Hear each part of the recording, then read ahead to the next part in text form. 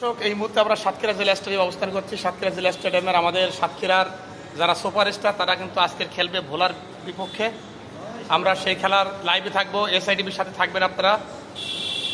খেলা দেখবেন, শেয়ার করবেন, আমাদের সাতক্ষীরাকে সাপোর্ট করবেন।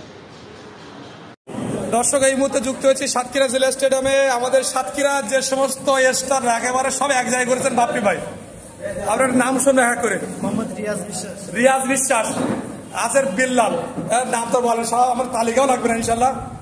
সাদ্দাম হোসেন, আসেন মিলন, আমাদের সাতক্ষীরার দুজন হিরো, তার ভিতরে আর একজন কাবিজ, মামুন ভাই, রক্ষণ ভাগের হাসিটা যেন থাকে, আলামিন।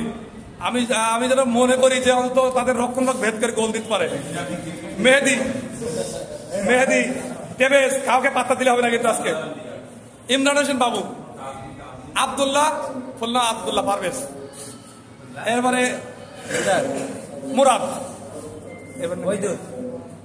ওহিদুল, আমরা যারা সবাই সাদিও বনেছি, আমাদের শামীম,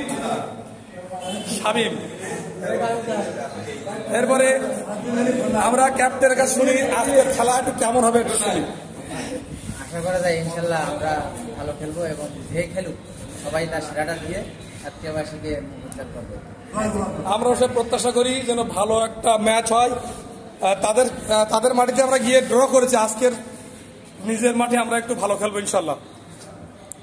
আমাদের সাতক্ষীরা যে ফুটবল ফ্যান